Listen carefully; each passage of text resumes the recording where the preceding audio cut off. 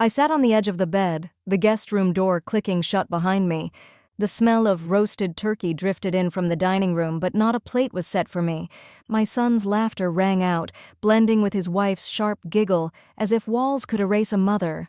"Just stay in there, Mom. It's easier this way." His words cut deeper than the lock. 73 years of family, of sacrifice, of belonging, erased with one turn of a key, and that's when I knew. The next lock that turned would be mine.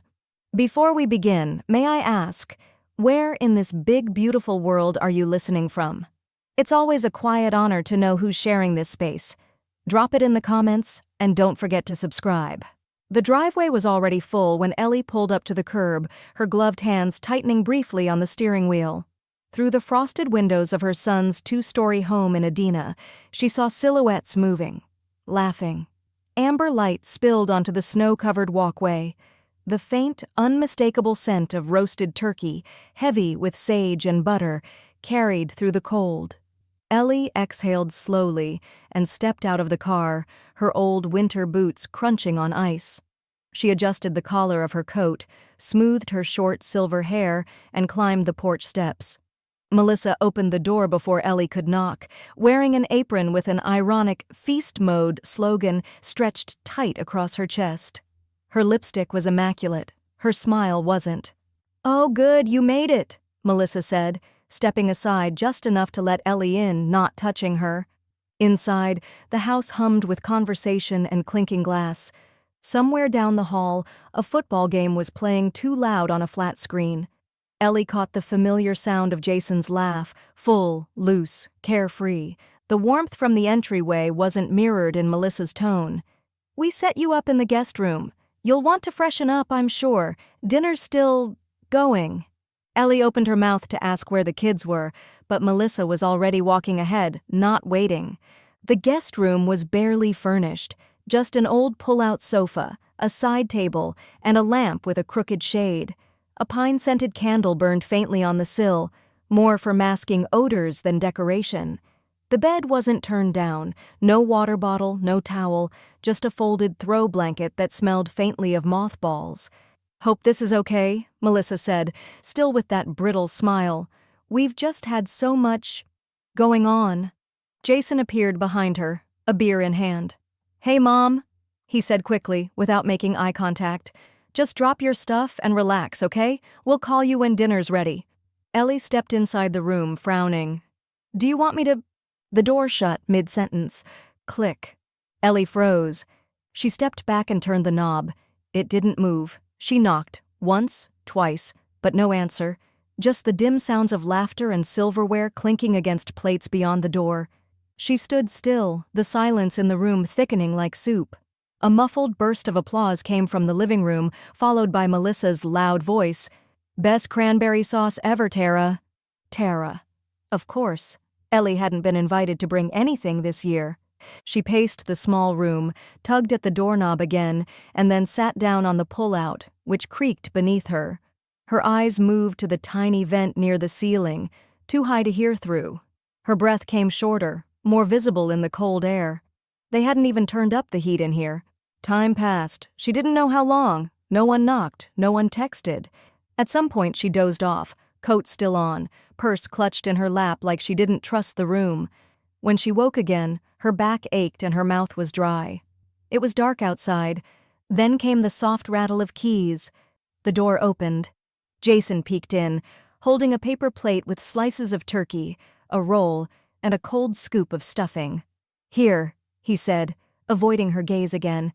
"We didn't want to wake you." Melissa's voice echoed faintly from down the hall. "Tell her we saved her some pie." Jason set the plate down on the side table. "You're good, right?" he mumbled, already backing out. Ellie stared at him, then down at the food. No fork. Before she could speak, the door closed again. This time it didn't click. She listened. His footsteps padded away. A flush of the downstairs toilet. The TV roared to life again. Ellie rose slowly, moved to the door, and opened it an inch. The hallway was empty now, shadows stretching long from the recessed lights above. She stepped out quietly, then turned back and stared into the room she hadn't chosen. The roll on the paper plate had gone dry and hard. The house was still cold when Ellie stepped inside, her keys jingling in the quiet as she shut the door behind her. She didn't bother turning on the lights right away. The December dusk filtered through the blinds in shades of ash and silver, casting long shadows across the living room.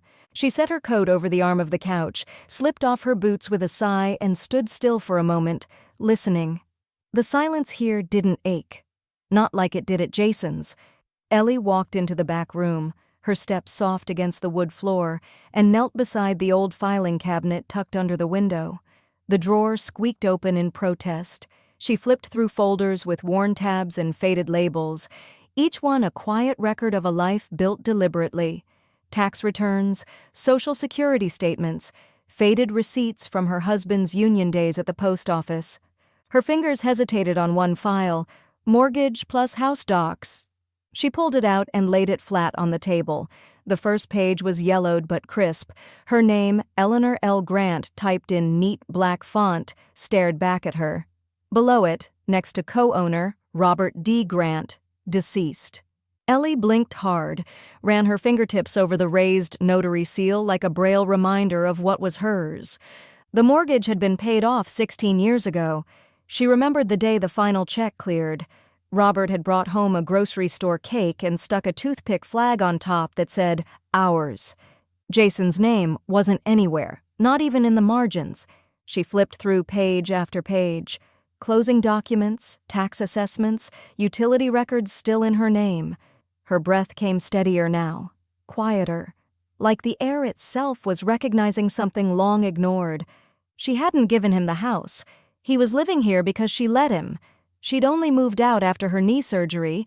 He'd insisted on it at the time, saying it would be easier if she had fewer stairs.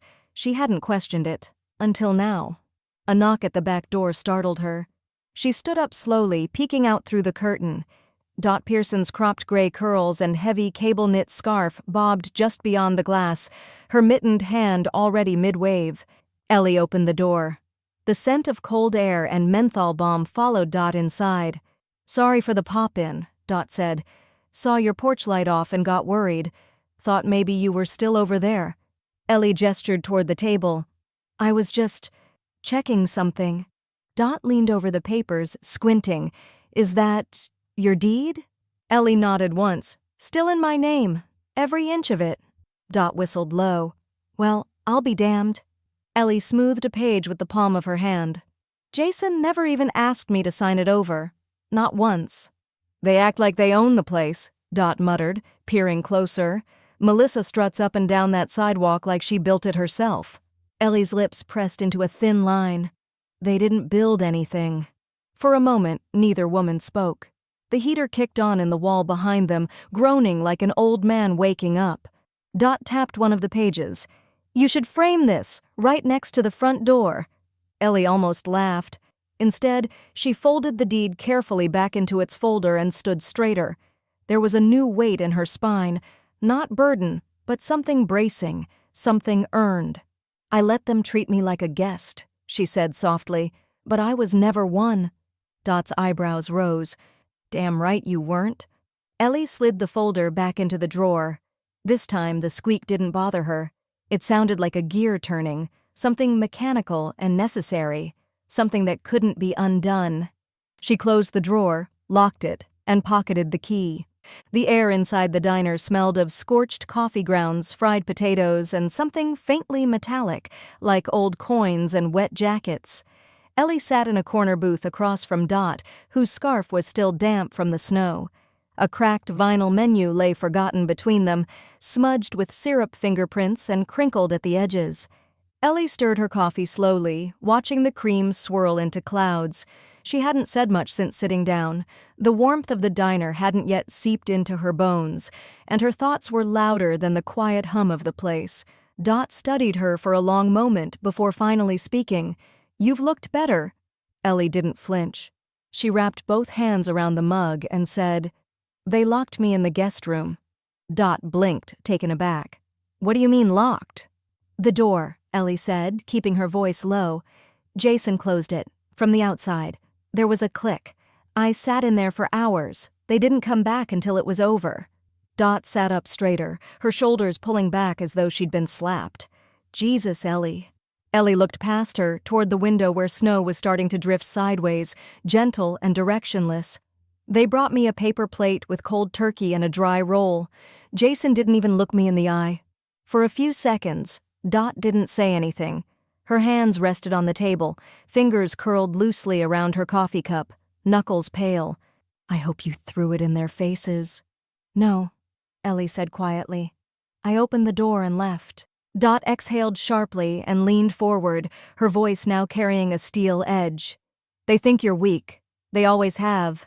But you're not. Ellie reached into her purse and pulled out a small notepad, the kind you buy at gas stations with a spiral top and flimsy cardboard backing.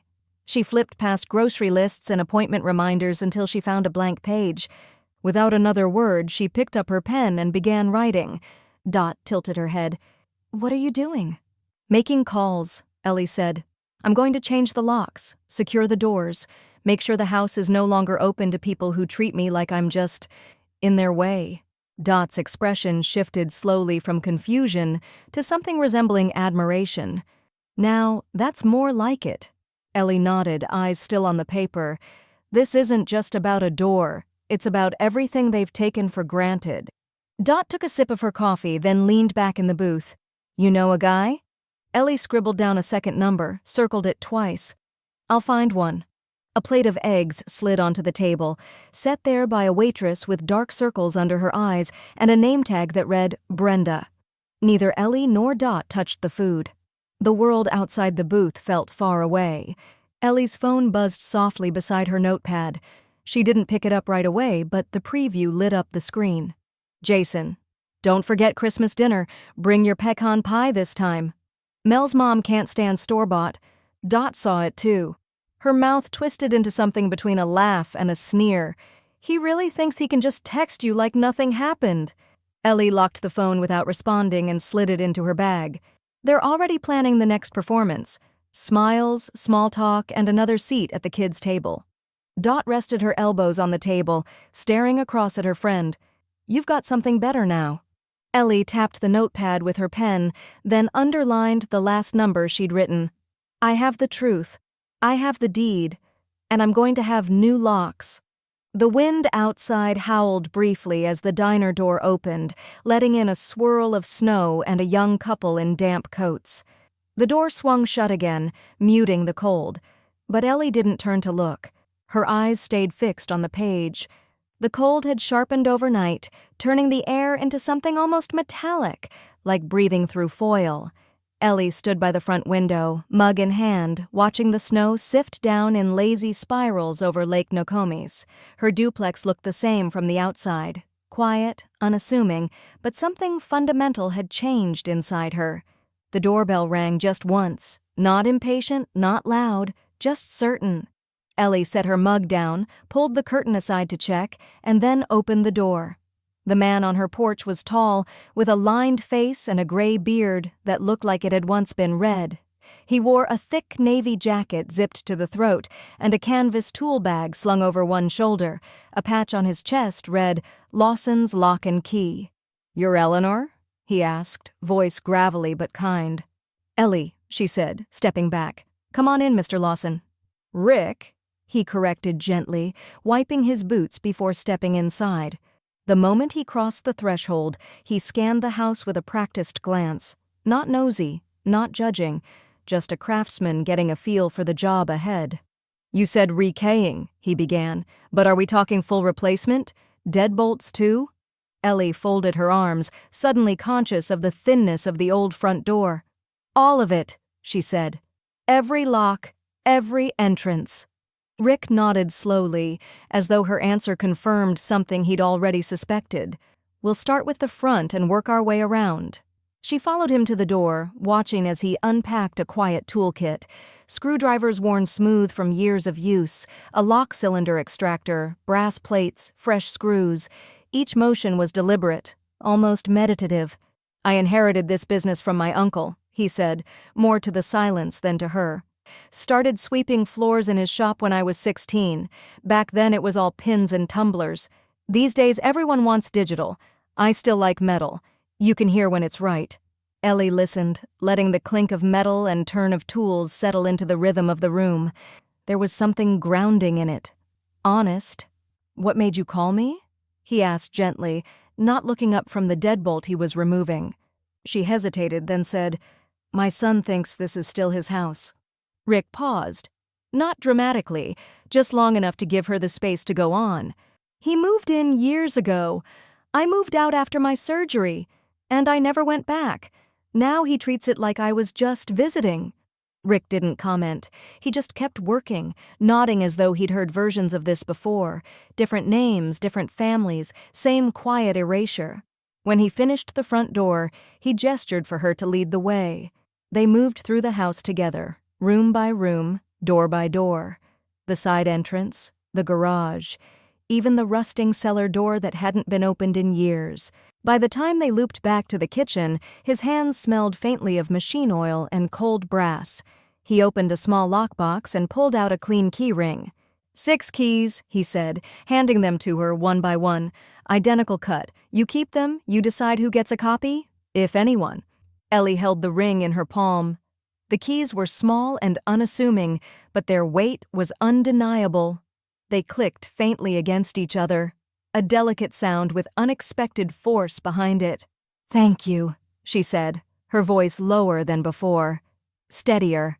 "This means more than I can explain." Rick gave a slight nod. "Doesn't need explaining." He began packing up his tools while Ellie walked slowly to the front door. She turned the deadbolt once, then again. The sound was soft, but final, like a judge's gavel in miniature. She didn't flinch. Rick zipped up his coat and paused by the threshold. "If you ever want cameras installed, I know a guy who doesn't charge too much." "I'll think about it," Ellie said, then added, "but I think I'm fine for now." He gave her a small smile, then stepped out into the early dusk. The door shut behind him with a deep, certain thud. The sky had turned a bruised gray by mid-afternoon, the kind of dull winter light that blurred hours together. Ellie sat near the front window in her armchair, a book open but unread on her lap. The heat from the vent hummed steadily, warming the soles of her slippers. One of her new brass keys lay beside her on the windowsill, catching bits of light like a private promise. She was about to rise and start on a pot of soup when the knock came. No, not a knock. A bang. It rattled the door, then came another. The second was louder, sharper, followed by Jason's voice, raised and breathless. "Mom? Open up. I need to get inside." Ellie didn't flinch. She stood calmly, smoothing her cardigan with practiced grace, and moved toward the door. She didn't rush. Instead, she unlatched the deadbolt, slid the security chain into place, and opened the door exactly 2 inches.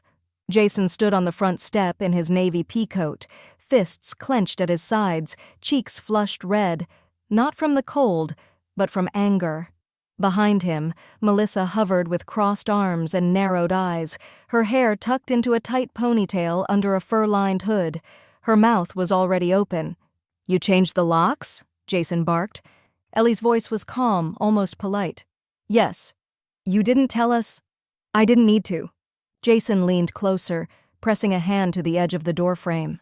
"We left a folder inside with tax stuff, important documents. We just need to get them real quick." Melissa stepped up behind him, her voice slicing through the chill. "This is ridiculous. We need to check something inside. Just let us in." Ellie didn't move. Her eyes were steady, chin lifted just slightly. "This is my home," she said quietly. "You'll check nothing." There was a silence. Cold, solid, and stretching. From across the street, a front porch light flicked on. Dot stood under her awning in a heavy parka and thick-knit hat, holding a steaming mug. She didn't wave, didn't speak, just sipped and watched. Jason followed Ellie's gaze and saw her. "Oh, great," he muttered, rolling his eyes. Melissa didn't bother pretending anymore. "You think this makes you look strong? You're being spiteful. We told everyone this place was ours." The sentence dropped like a rock on wet cement. Ellie's fingers gripped the door slightly tighter, but she said nothing. Jason's head whipped toward Melissa. "Jesus, Mel!" She turned on him. "Well, it's true. What does it matter now? Everyone thinks we own it. Our name's on all the holiday cards, Jason." Ellie felt her pulse slow, not quicken. The silence on her end wasn't confusion. It was calculation. Measured. Precise. She didn't look at Jason. She didn't glare at Melissa. She simply closed the door until the chain went taut, then leaned forward just enough for her voice to carry. "You'll need to tell everyone something new then." The door clicked shut before they could answer. Outside, Jason shouted something, his voice muffled now, less sure, more hollow. Melissa stomped once, hard enough to scatter snow from the porch steps. Neither of them rang the bell again. From her window, Ellie watched them stalk back to the car. Jason fumbled with the door, then slammed it. Melissa said something sharply as she got in, but Ellie couldn't hear it. She didn't need to. Across the street, Dot raised her mug in salute. The next morning, Ellie awoke before the sun. Snow still clung to the edges of the window panes, glowing faintly in the blue light of dawn. The house was quiet, in the way only a secure house could be. Still calm, sealed from intrusion. She brewed her coffee slowly, savoring the aroma as it filled the kitchen. When it finished, she poured it into her favorite stoneware mug, the one with a tiny chip at the rim from years ago, and stood at the sink, looking out at the street as the city began to stretch awake. Her phone buzzed on the counter. She didn't reach for it right away. Let it buzz again. A minute later, it buzzed again. 3 calls, one after the other, each one tagged with Jason. Mobile. Ellie picked up the phone only to swipe the first voicemail notification away, then the second, then the third. She didn't open them. Didn't need to. She slid the phone into the drawer beside the sink and closed it. By 9, the air had warmed just enough to melt a bit of the snow, leaving patches of wet brick and glistening sidewalk. Ellie was pulling on her coat when there was a knock, gentler this time, 2 rhythmic taps followed by the creak of a familiar voice outside. "It's Dot! Don't shoot!" Ellie smiled despite herself and opened the door. Dot wore a long black coat with a patterned scarf tucked snugly at the collar. She held up a canvas tote bag like a badge.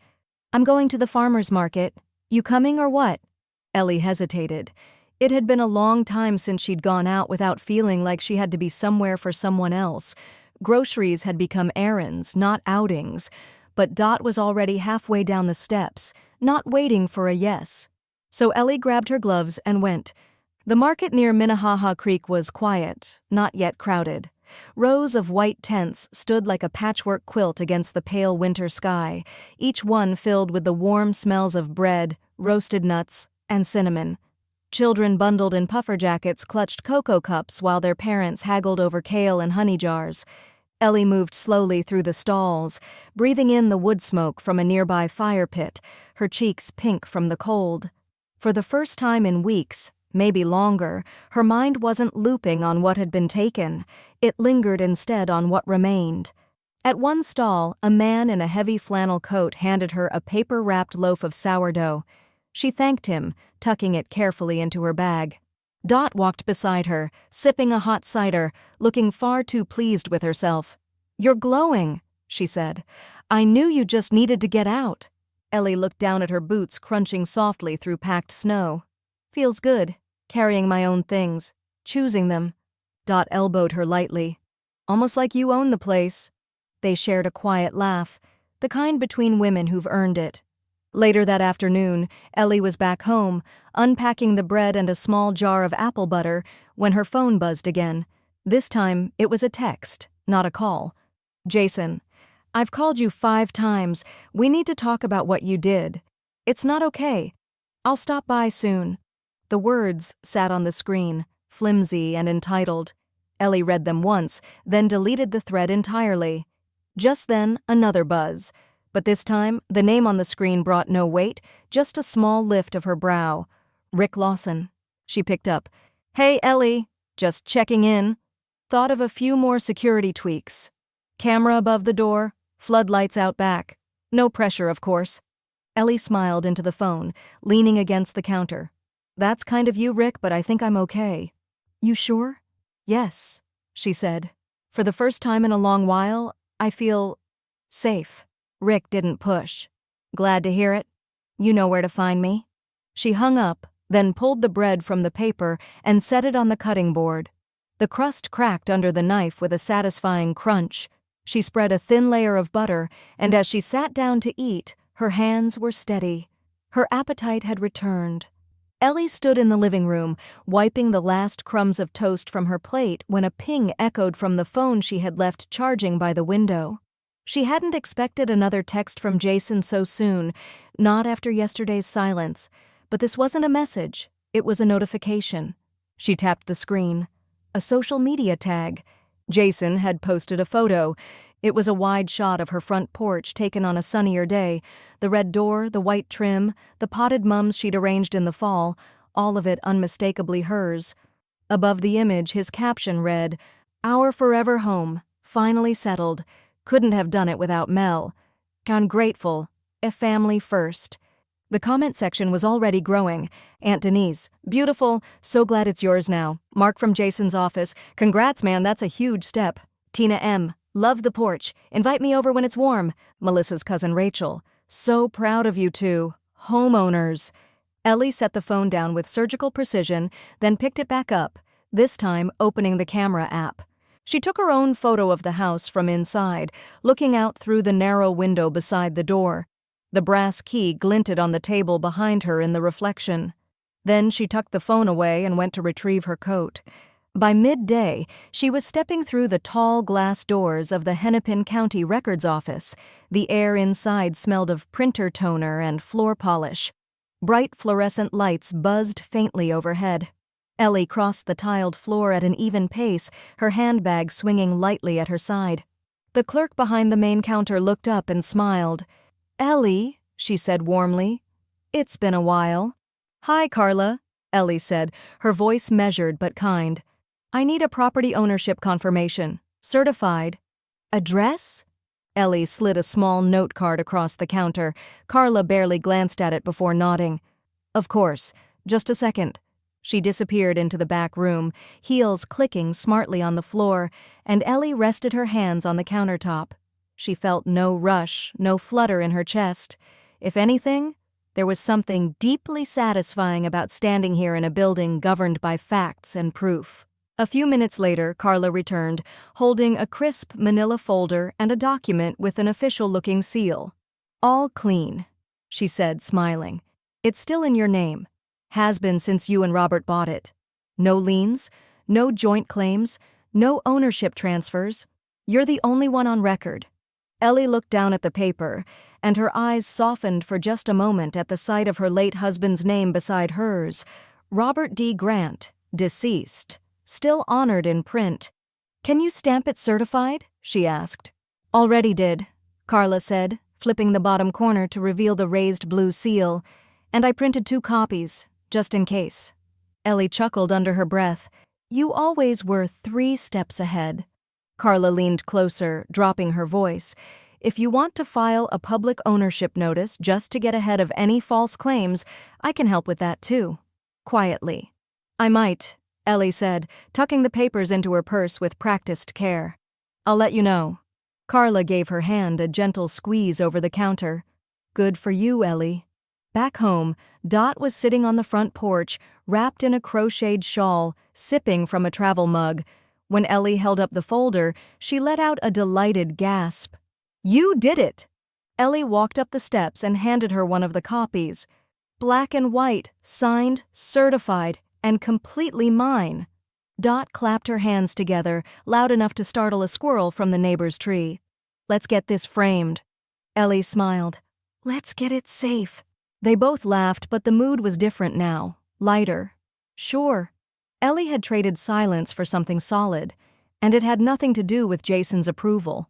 It was the kind of letter that might have gone unnoticed, tucked between a grocery store coupon flyer and a holiday catalog, the envelope marked Wells Fargo Home Lending Division in plain black font.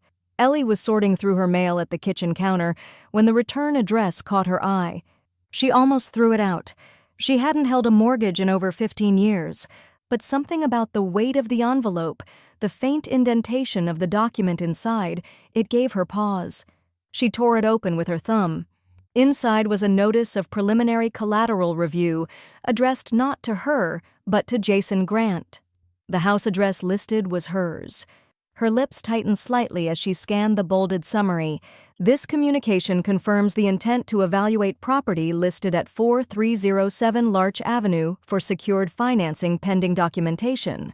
A legal claim to ownership is required for further processing. Ellie stared at the page for several long seconds before folding it crisply in half. She placed it on the table beside her coffee cup, then walked, unhurried, to the drawer where she kept the certified copies Carla had printed just days earlier. She slipped one copy into a protective sleeve. No shaking hands, no hurried breaths, just methodical calm, like tightening a seatbelt before a long curve. The branch office sat just off Hennepin and 46th, tucked beside a pharmacy and a dry cleaner. Ellie stepped through the glass doors a little before noon. The carpet smelled faintly of cologne and paper dust. A cheerful woman at the reception desk greeted her with a practiced smile. "Hi there. Do you have an appointment?" Ellie returned the smile, brief but cordial. "Number. But I think someone will want to see this." She held up the sleeve containing the certified deed. Within minutes, she was seated across from a young man in a tailored blazer, his nameplate reading Michael Landis, Senior Lending Advisor. He adjusted his tie as she placed the document squarely in front of him. "I received a letter addressed to my son regarding a loan application using this property as collateral," she said evenly. "This is my house. I have never given him legal claim. I'd like that on record. Today." Michael glanced down at the seal, flipping to the back for confirmation. His brow furrowed, and he cleared his throat.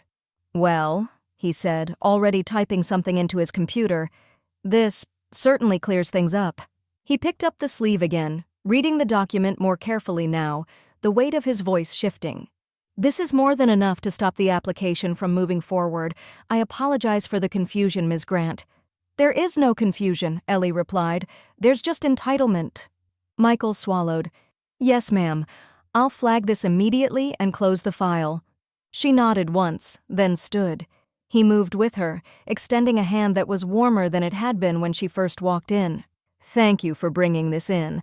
Honestly, we see a lot of people try to fudge ownership, but rarely does someone walk in with the proof already stamped." "I keep my receipts," Ellie said, the corner of her mouth tilting just slightly. Back home, Ellie sat in her armchair by the window, the certified copy now returned to its drawer, the lid locked once more. A soft snow had begun to fall again, flakes catching on the edges of the porch light. The world felt hushed. Her phone buzzed again. This time, she let it ring. Jason, mobile. She didn't answer. She didn't send it to voicemail either. She just let it ring, slow, steady, inconsequential. When it stopped, she muted the phone and turned her attention to the crossword open on the coffee table. 14 down. Something you earn, but can't be gifted. She smiled, then slowly penciled in the letters. RESPECT. It was just after 3 when Ellie heard the knock. Not pounding this time, measured, deliberate, but it was the kind of knock meant to imply importance, urgency, entitlement disguised as civility. She didn't hurry to answer. She finished drying her hands, hung the towel neatly on the hook beside the sink, and walked to the front door with the same quiet calm she'd worn like armor all week. Jason stood on the porch, coat unzipped, jaw tight. Melissa was beside him, arms folded, her posture sharp enough to cut glass. A scowl pulled at her mouth as though it had been resting there for years. Ellie didn't invite them in. She opened the door just wide enough for her voice to be heard and said, "If you're here to ask for food, you're late. If you're here for anything else, say it." Jason forced a tight smile, the kind that never reached his eyes. "We need to talk. Inside." "No, you don't." His smile dropped. "Fine. Then we'll talk here." He held up a manila folder, thinner than Ellie expected. "I talked to a lawyer," he said. "This situation isn't as cut and dry as you think. If we both agree to a title transfer, it can still move quickly. You wouldn't have to deal with any more paperwork." "Or any more ownership?" Ellie asked softly. "Any more independence?" Jason flushed. "You don't need to live here alone. That's not safe. You're—" Melissa cut in, her tone coated in pity and poison. "You're too old to keep this place up, Ellie. What are you going to do when you fall, or get confused? This house is a burden. For everyone. Ellie didn't blink. And you were going to lighten the load by pretending it was already yours?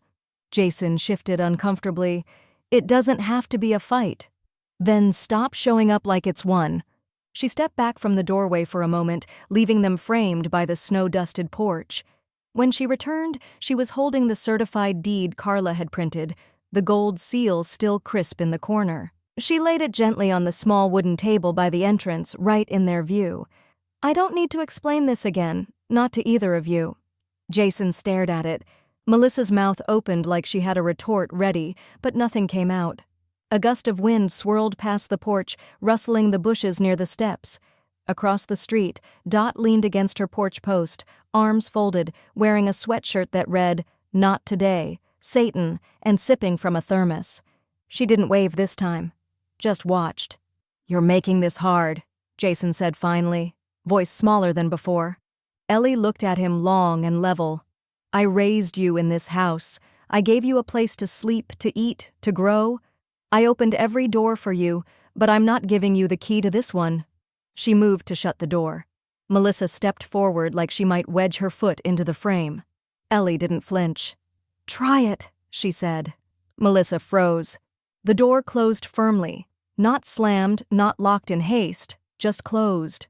With finality. Inside, Ellie took a long breath, her hands as still as stone. She walked to the table, picked up the deed, and tucked it away without ceremony. Outside, Jason's voice rose once, cracked, then dropped again into silence. Ellie didn't check the window. She didn't need to. The call with Rick had ended minutes ago, but Ellie hadn't moved from where she stood, hand still resting lightly on the phone. His voice, normally so even, had held something beneath it this time. Concern, maybe, or just disappointment in people who should know better. She stared at the front door for a long moment, not because she was afraid of what might happen next, but because she wasn't. Not anymore. By noon, Rick was back at the duplex. Snow clung to the bottoms of his work pants, and his breath fogged the air between them as he stepped inside. No paperwork, no preamble. He carried a slim black duffel and a long steel box under one arm. "Security bar," he said simply. "The kind they use in commercial spaces. Discreet, but solid." Ellie nodded. "Install it." Rick didn't talk much as he worked. He moved with quiet purpose, kneeling at the base of the interior door frame, marking drill points, tightening bolts. Ellie sat nearby, watching without hovering, her hands wrapped around a warm mug of chamomile. He glanced over his shoulder once. "It's not paranoia," he said. "It's prevention." She smiled faintly. "Feels more like preparation." He finished within an hour. The bar was sleek and matte black, hidden cleanly beneath the door's inner frame. To the casual eye, it was nothing. But Ellie had seen the thickness of the steel rod. She knew what it could withstand. When he was done, Rick stood, wiped his hands, and said, "You're good now." "I wouldn't worry." "I'm not," she said. "But thank you for letting me know." He nodded. "People like that? When you take away the thing they thought they already owned, they don't always leave quiet." As he left, Ellie locked the door behind him, engaged the deadbolt, and slid the security bar into place for the first time. The sound of it settling into its brackets was soft, but final. That night, Dot showed up in her pajamas and a quilted robe, holding a pillow under one arm and a bag of peanut butter crackers under the other. "You're not going to argue with me," she said, before Ellie could even greet her. "If they were bold enough to ask a locksmith to open your house, they might be bold enough to try something worse. And you know how fast cops move for old women? They don't." Ellie opened the door wide and stepped aside. "You bringing the entire pantry?" Dot dropped the crackers on the kitchen counter. "Just the essentials." They set up camp in the living room, Ellie on the recliner, Dot stretched out on the couch under two mismatched blankets. The TV played a rerun of Columbo, the kind of slow mystery where no one rushed, and everything unraveled eventually. Neither of them talked much. They didn't have to. At 11:43 p.m., the headlights came. They swept slowly across the wall like a lighthouse beam, slicing through the slats of the blinds. The hum of an engine idled just long enough to be noticed. Ellie didn't move. She sat up straighter and peeked out from behind the curtain, her breath fogging the glass for just a second.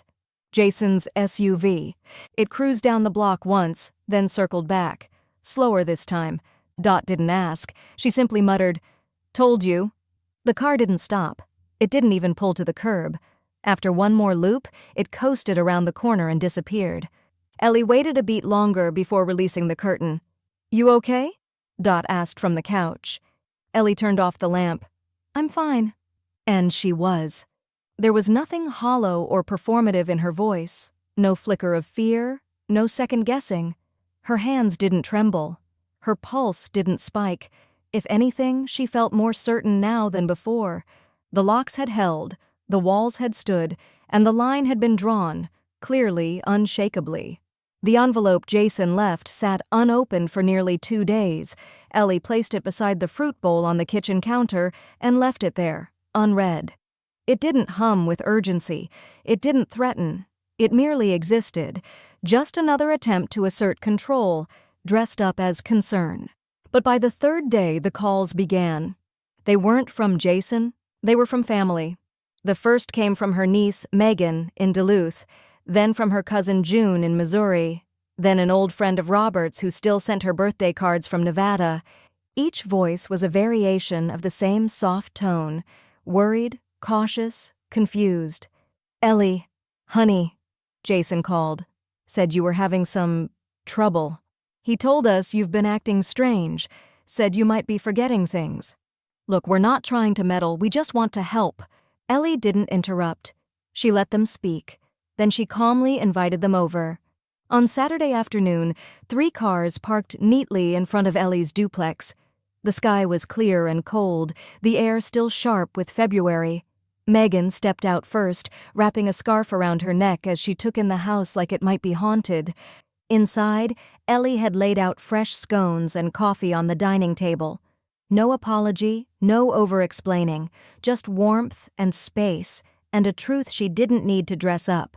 Dot was already there, sitting off to the side like a silent witness in a courtroom, her knitting in her lap, her eyes sharp behind tortoiseshell glasses.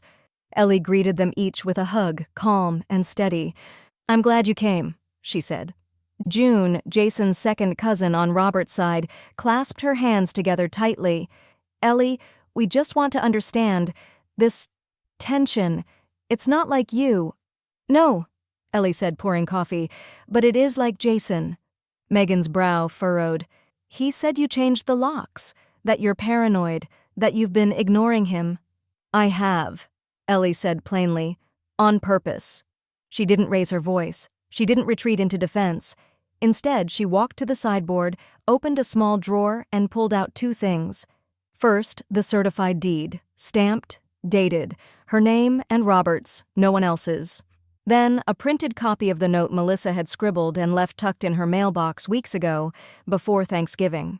It read, "Please don't confuse hospitality with ownership. You were always a guest, Ellie. Let's not make this harder than it needs to be." She handed both papers to June, who read them in silence. The room felt smaller, heavier. When she passed them to Megan, the younger woman looked up, startled. "He said this was their house." Ellie nodded once. "He also tried to use it for a bank loan, without asking, and then told you all I was confused." June leaned back in her chair, her lips pressed into a line. "He made it sound like you were slipping." Ellie looked her directly in the eyes. "He wanted me out so he could claim what he never earned." For a long moment, no one spoke. Dot set down her knitting and leaned forward.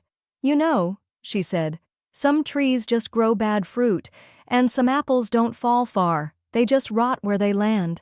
The tension cracked slightly. Megan let out a small breath that could have almost been a laugh. Even June gave a soft snort into her coffee.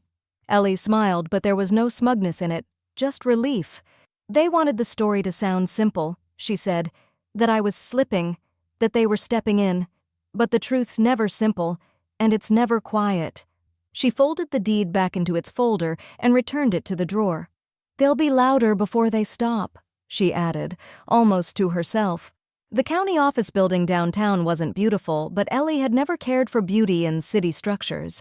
She appreciated design that lasted, concrete that didn't apologize for being heavy, doors that didn't creak when opened, a lobby where every footstep echoed with purpose. She stepped into the atrium shortly after 10, coat still dusted with flurries and a sealed folder tucked under her arm. Her boots squeaked against the marble floor, and for a moment she was struck by how clean everything smelled. Not sterile, just intentional. Paper and lemon polish and a trace of warm air from a vent overhead. Carla met her near the records counter, a cardigan draped over her shoulders and a legal pad in one hand. "Ellie," she said with a smile, walking around the partition. "I had a feeling I'd see you again soon." "I got another notice," Ellie replied, this time not from Jason. Carla's smile dimmed just enough to show she understood. She gestured toward a back table. "Let's sit." They went through the paperwork slowly, Carla explaining each section without rushing, Ellie nodding along, reading every line. Together they prepared a protective ownership affidavit, a filing that would legally flag any unauthorized attempt to transfer, leverage, or otherwise claim interest in the property. "Once this is stamped," Carla said, holding the final document between her palms, "nothing can move forward. Sale, refinance, name change, without the system flagging it, not just county-wide, statewide." "Perfect," Ellie said. Carla smiled, flipped the document, and pressed the embossed seal into the bottom corner. The metal stamp clicked down hard and clean. It sounded to Ellie like the click of her own front door lock. "You're airtight now," Carla said, passing the page across the table. Ellie stared at the raised seal for a moment, running her thumb gently over its ridges. She hadn't expected it to make her emotional, but something about holding the final say in her hands made her feel not triumphant, but anchored, like she'd returned to the ground after months of floating in someone else's narrative. Outside, Dot was waiting in her car near the curb, her scarf wrapped high enough to cover half her face. She rolled down the window as Ellie approached. "Well?" Ellie held up the paper, folded neatly in thirds. Dot grinned. "You're a brick wall with a heartbeat. Get in, I'm taking you to lunch." They ended up at a quiet cafe a few blocks from the courthouse, one of those old Minneapolis staples with scuffed wood floors, worn booths, and soup that always came with a slice of buttered rye. The place smelled of dill and onions and radiator heat, and Dot ordered them both the winter special without asking. Ellie didn't argue. As they ate, Dot recounted a ridiculous story about her cousin's third husband trying to fake a heart attack during a yard sale disagreement, and Ellie laughed so hard she had to wipe her eyes. It felt earned. She didn't mention Jason once, and neither did Dot. Not until they were walking back to the car, coats zipped tight, steam rising from their breath in small puffs. "I think you're free of it," Dot said as they buckled in, "of all that twisting, like they don't get to name it anymore." Ellie nodded. "I feel it." Back on her street, the snow had picked up again, thicker now, clinging to windshields and muffling sound. Dot pulled up to the curb, and as Ellie reached for the handle, she froze. Jason's SUV was idling halfway down the block. He didn't pull up, didn't roll down the window, just sat there, engine humming like a question. Dot noticed too. "You want me to hang around?" "No," Ellie said. "Let him see me come home happy." She stepped out of the car, walked to her front door without looking back, and unlocked it in one smooth motion. No hesitation. Inside, she stood just behind the curtain and waited. Jason didn't approach. After a minute, he pulled away, tires crunching slowly over fresh snow. No horn, no wave, just distance. Ellie had always thought estate planning was for people who owned sailboats, men with second wives, women with trust funds and brittle smiles. She never pictured herself in the polished offices of Wilkins and Rowe, sitting across from a walnut desk while a paralegal brought coffee in real china. But here she was.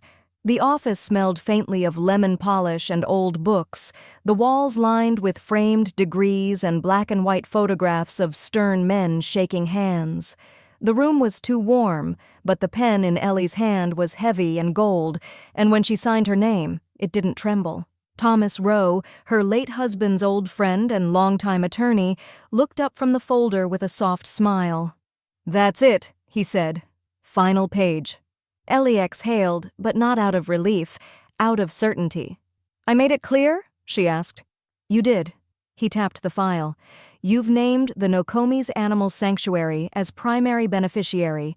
You've set aside small bequests to 3 neighbors. Dot's is more than generous, and his eyes flicked briefly to the paper. Jason has been removed entirely. No residuals, no fallback. Good, Ellie said. He's already taken enough. She turned to Dot, who sat quietly on the nearby sofa, a Kleenex pressed under one eye. You crying over me or the rescue dogs? Dot sniffled and waved her off. Shut up, both. Thomas chuckled. You'd be surprised how few people do this part. The cleanup, most just assume their messes will sort themselves after they're gone. Ellie met his eyes. That's exactly why I'm doing it now. I've lived long enough with someone else's mess. I'm not handing mine to anybody. He gave a quiet, respectful nod, then stood to witness the final notarization. When it was done, Ellie tucked her copy into her purse. Not the outer pocket where Jason once slipped birthday cards, but deep in the center, beside her keys and lipstick and small folding knife. The air outside was colder than earlier, the wind off the lake sharp enough to sting. Dot pulled her coat tight around her and walked beside Ellie in silence for a block before breaking it. What made you pick the animal place? She asked, not unkindly. Ellie smiled at the sidewalk. Because animals don't ask for more than they need. They don't lie to your face while looking for what's behind you, and they don't take the house and call it theirs. Dot reached out and gently squeezed her arm. You could have picked a church or some scholarship, but you picked creatures with soft ears and no inheritance clause. You're a better woman than I am. No, Ellie said, just a woman done waiting for others to be better. That night, after a hot bath and half a glass of red wine, Ellie opened her laptop and made a modest online donation to the sanctuary, $1,000 as a start. Nothing flashy, nothing with fanfare, just a gesture that felt exactly right. 2 days later, a handwritten thank you card arrived in the mail. Inside was a photo. A pale brown puppy with oversized paws and folded ears looked up from a flannel blanket with sleepy, uncertain eyes. A sticky note was attached. Meet Ellie. She came in yesterday, abandoned behind a grocery store. Safe now. Named after someone kind. Ellie sat at the kitchen table for a long time after reading it. Not crying, just quiet. She folded the note neatly and slipped it into the drawer beside the deed. That Friday, just after lunch, the landline rang. Ellie answered, expecting a robocall or a follow-up from the vet about her neighbor's cat. Instead, Ellie, it's Carla. Ellie straightened. Everything okay? Carla's voice had a cautious rhythm to it, careful and deliberate. I thought you'd want to know. Jason and Melissa's mail forwarding just bounced back to our office. Marked invalid. No forwarding address. They haven't left the county. Not officially. Ellie felt her spine stiffen. So where are they? Carla lowered her voice. They're using a defunct P.O. box, but I ran some informal checks. Property records flagged Melissa's name attached to a rental application 3 blocks from your old neighborhood. It's not in her name, not legally, but, Ellie, they haven't moved out. They're squatting somewhere else. Ellie stared out the window. Not gone. Just hiding. I thought you should know, Carla said. Ellie's hand gripped the phone just a little tighter. Thank you. I'm glad I filed when I did. Me too, Carla said. You're one step ahead, as always. When the line clicked off, Ellie didn't speak. She stood there in the kitchen, calm but burning, not with fear, but with awareness. They weren't finished, but neither was she. It began with Mrs. Chen from 2 doors down, mentioning it at the co-op. Did you hear? Melissa and Jason, evicted, owe 6 months back rent, left the place trashed. Then from Dot's hairdresser's niece, who worked at a title agency part-time, they tried to co-sign on a lease, failed the credit check twice. And finally, from a man Dot only referred to as Gary who knows everything. They're living above a vape shop in an old converted office. No working heat, just one of those plug-in things that smells like burnt plastic. Ellie didn't repeat the stories, she didn't gloat, but she heard them. They floated toward her like fog, silent, slow, and impossible to ignore. Her house, meanwhile, stood solid against the early winter frost. The new security bar still sat quietly beneath the front door. The walls hummed with the low, dependable rhythm of a working furnace. The floors, scrubbed with vinegar and lemon oil, smelled like memory and effort. Not wealth, not luxury, just home. One morning, Ellie came downstairs to find a plate of warm banana bread wrapped in foil waiting on her front step, tucked beneath a note that read, "Thank you for standing your ground. We've all been watching. Nadine and Ron, next block over." Another afternoon, a knock at the door revealed twin girls from down the street holding a box of cookies that looked more glue than sugar, one grinning with missing teeth. "Our mom said you're brave." Ellie accepted every gift with grace and placed each one on the small table in her sunroom, her new altar, she joked to Dot, not to herself, but to enoughness. Dot came by twice that week with news and gossip and a ridiculous amount of enthusiasm. She was beaming when she walked through the door one afternoon, holding a pumpkin the size of a toddler and already cackling. "This," she said, "is your Thanksgiving centerpiece." Ellie raised an eyebrow. "You know it's just the two of us, right?" "Oh, it won't be," Dot said, dropping her scarf by the radiator. "You think people won't say yes if you invite them? Please, you've become local folklore." Ellie laughed, and it felt real all the way through. So she cooked. Not because she had to, or to impress anyone, but because the idea of a warm kitchen, full voices, and clinking glasses made her feel something close to peaceful. She roasted a chicken instead of a turkey, smaller, juicier, easier. Dot brought cranberry chutney in a chipped Pyrex dish that once belonged to her grandmother. Ellie baked stuffing with mushrooms and sage. Neighbors brought wine, rolls, a sweet potato pie with a burnt edge no one acknowledged. They pulled together a folding table to fit everyone, covered it with mismatched cloth napkins and tiny ceramic pumpkins. The house buzzed with laughter, clumsy toasts, and seconds offered before anyone had even finished their firsts. Ellie looked around the table that night and felt a strange ache in her chest, not grief, not nostalgia. Something newer. Claimed, this home had once been overrun by obligation and manipulation, crowded with people who mistook presents for love and inheritance for entitlement. Now it was full of people who'd chosen to be here. The dinner wasn't perfect. The apple cider got spilled. Dot accused someone of cheating at mashed potato portioning. The music from the Bluetooth speaker cut out halfway through, "Ain't no mountain high enough." But no one left early. No one sighed with unspoken tension. When the doorbell rang late in the evening, conversation paused. Ellie glanced toward it, but didn't rise. Dot stood and peeked through the curtain. "Delivery!" she called back, laughing. "Another pie? You're a magnet now." Everyone chuckled. The tension rolled away. Later, as the guests bundled into coats and hugged goodbye on the porch, Ellie lingered at the doorway. Snow was falling lightly. The porch light caught each flake like glitter. Dot slipped her arm around Ellie's shoulder. "Best Thanksgiving gift ever." Ellie leaned into her. "What?"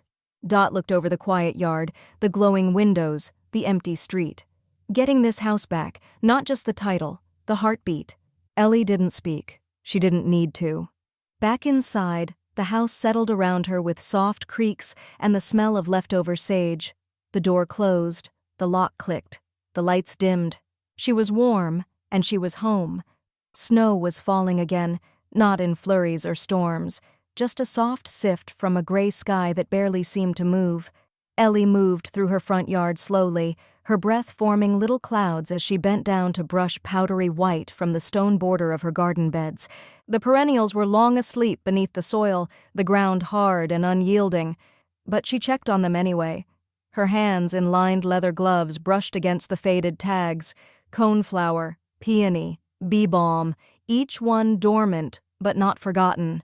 She knelt beside a patch of lavender and gently tucked a stray bit of burlap tighter around the base. There was something soothing about tending to what would bloom later, not because it needed her now, but because it would remember she'd come. Back inside, her boots left faint wet outlines on the tile. She slipped them off, placed them near the radiator, and padded into the kitchen. The coffee had already finished brewing. She poured a cup into the same mug she used every morning now, stone gray with a small chip on the rim. The brass keys sat beside it on the table, glinting in the soft light like punctuation marks at the end of a long, defiant sentence. Ellie didn't touch them. She just sat and sipped, her gaze drifting toward the window.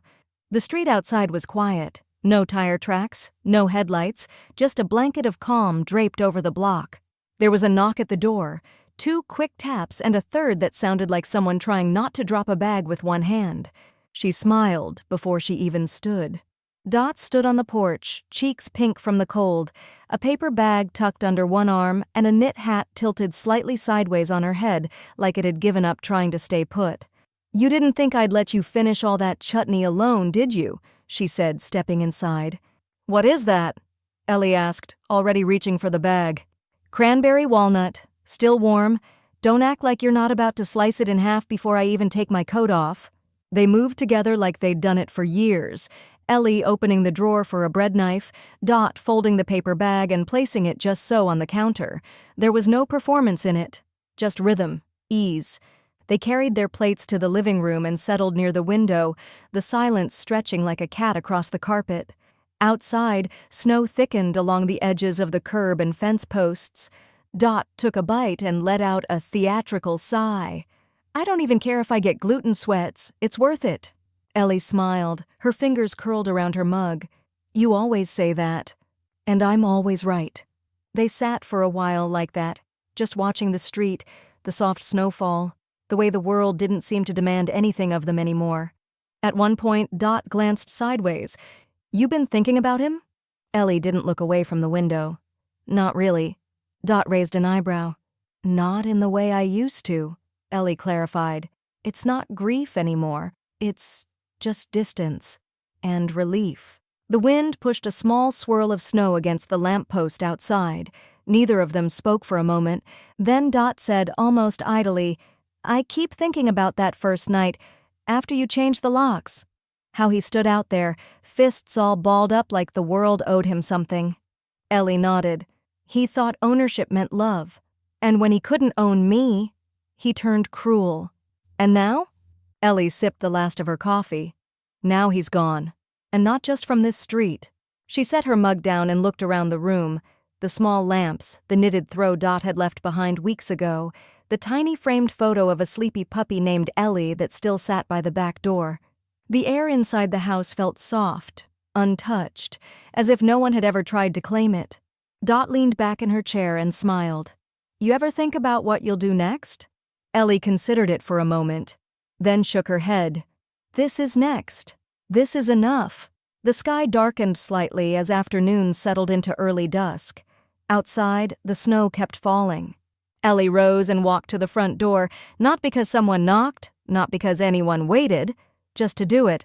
She touched the deadbolt once, then the new security bar. Her hand rested there a moment longer, palm pressed to the steel like a promise. She turned, meeting Dot's eyes across the room. There was no ceremony in her voice, just truth. "They locked me in on Thanksgiving," Ellie said quietly, "but I locked them out of my life forever."